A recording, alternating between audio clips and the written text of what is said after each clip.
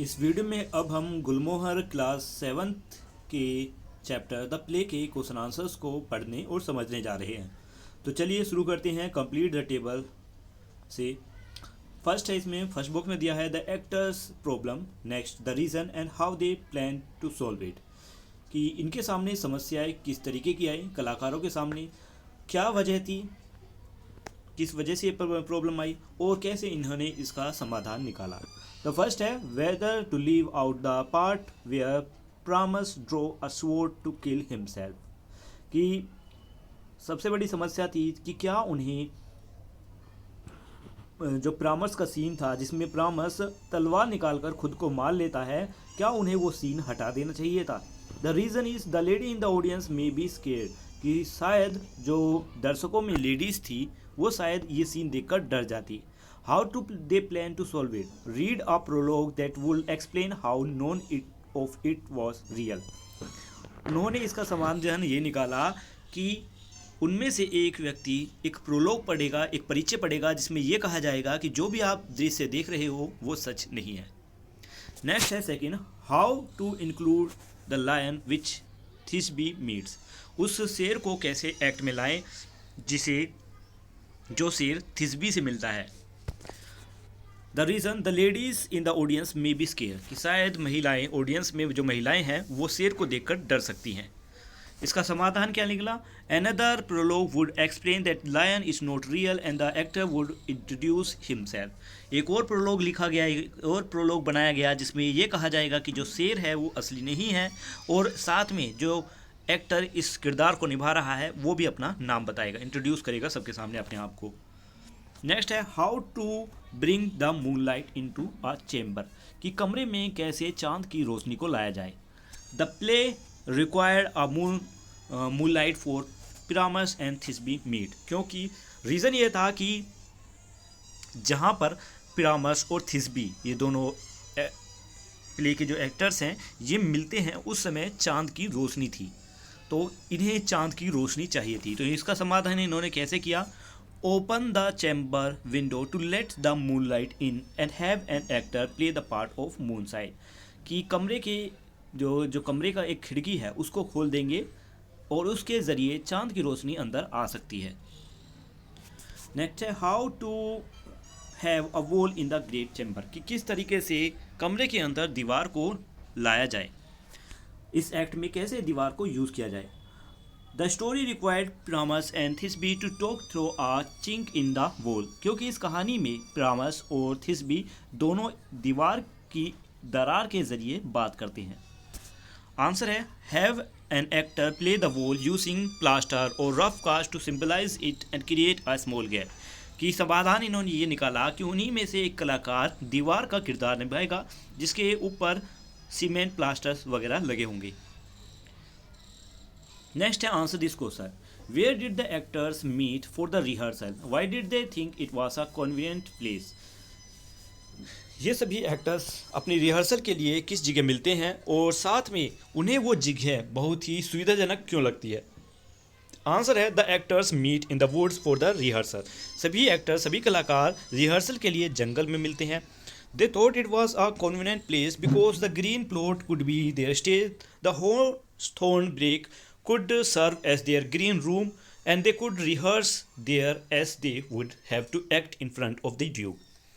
उन्हें ये एक कन्वीनियंट प्लेस इसलिए लगा क्योंकि यहाँ की हरी भरी जगह उनके लिए एक स्टेज का काम कर सकती थी, यानी उन्होंने हरी भरी जगह को अपने एक स्टेज बना लिया। यहाँ की कांटेदार झाड़ियाँ उनके लिए एक ड्राइंग रूम की तरह काम कर रहा था और यहाँ पर वो रिहर्सल वैसे ही कर सकते थे जैसे उन्हें बाद में ड्यूक के सामने करना है। नेक्स्ट है हु वाज पक रिफरिंग टू, यहाँ पर पक जो है वो किस को रेफर कर रहा है, किसके बारे में बात कर रहा है। Puck was referring to Bottom who was playing Pyramus, यहाँ पर बॉटम के बारे में बात की जा रही है और वो पिरामस का किरदार निभा रहा है। What mistake did the actor make, actor ने क्या गलती की थी यहाँ पर। Bottom mix up the word order and odious while saying this his line.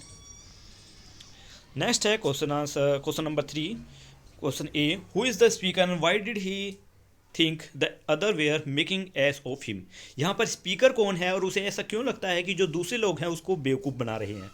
The speaker is bottom, he thought the other were playing a trick on him by running way away and living him alone. उसे इसलिए लगता है कि दूसरे लोग उसको बेवकूफ़ बना रहे हैं क्योंकि जो दूसरे लोग हैं वो उसके पास आते ही भाग रहे थे और उसे छोड़कर यहाँ अकेला छोड़कर चले जा रहे थे। वाई द स्पीकर फ्राइटन, यहाँ पे speaker sorry was the speaker frightened, क्या स्पीकर इस घटना से डरा? Answer is no, the speaker was not frightened. What did the speaker decide to do? स्पीकर ने क्या करने का फैसला किया? The speaker decided to stay where he was and sing to song that he was not afraid. Next step, Puck affected Bottom both directly and indirectly. How did he do that? Directly, Puck ने Bottom को किस तरीके से परेशान किया और indirectly कैसे? तो डायरेक्टली में बताया गया है कि पग ने अपने मैजिकल पावर्स की मदद से बॉटम के सिर को एक गधे के सिर में बदल दिया था। इनडायरेक्टली, पक was also dropped the juice of magical flower on titania eyelid while she was sleeping. Because of this when titania woke up and so bottom she immediately fail in love, she instead on keeping him with her. कि indirectly उसने किस तरीके से परेशान किया कि पक ने जादुई फूल का रस टाइटेनिया की आंखों पे लगा दिया था जब वह सोई हुई थी, और जब वह जागी तो उन्होंने बॉटम को देखा और बॉटम से प्यार करने लगी। तो इस तरीके से इनडायरेक्टली भी उन्होंने बॉटम को परेशान किया। नेक्स्ट है question number 5, who was speaking to whom and why? When Bottom was speaking to Titania, this happened after Titania woke up, saw Bottom and fell in love with him due to the magical flower juice. यहाँ पर bottom titania से बात कर रहा है। ये तब हुआ जब टाइटेनिया अपनी नींद से जागी और उन्होंने बॉटम को देखा। वो उससे प्यार करने लगी देखने के बाद, क्योंकि उन पर जादुई फूल का जूस का असर था उनकी आंखों पर। You should have little reason for what Titania has just confessed her love for Bottom. Bottom was saying that she had little reason to love him. Question C.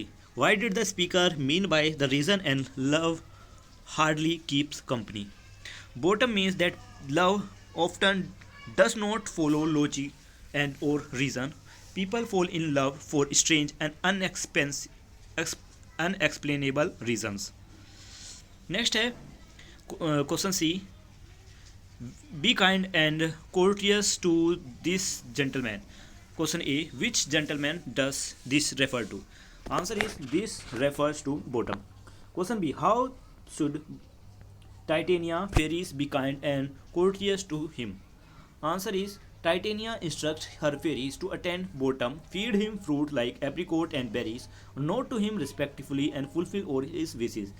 Titania ने अपनी सभी परियों के जो किरदार हैं उन्हें कहा कि वो बॉटम को अटेंड करे, बॉटम की देखभाल करे, उसे एप्रिकॉट बेरीज जैसे अलग अलग तरीके के फ्रूट्स खिलाए, उनके सामने झुके, उन्हें सम्मान दे और साथ में उनकी सभी इच्छाओं को पूरी करे।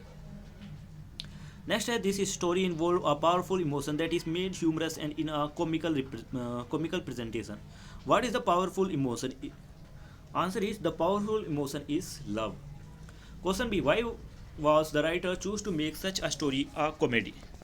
The writer made the story a comedy to show the funny and silly side of love. Love can be confusing and strange, but through humor, the story becomes fun and lightened instead of serious. The funny situation and magical event make it easy to enjoy while also showing that love, even with its problem, bring happiness in the end. तो ये यहीं पर video ख़त्म होती है। सारे question answers complete हुए। Chapter का हिंदी एक्सप्लेनेशन मैं पहले ही अपलोड कर चुका हूँ, जिसका लिंक आपको वीडियो के डिस्क्रिप्शन मिल जाएगा, या आप इस वीडियो के से पहले अपलोड वीडियो को देख सकते हो। Bye bye.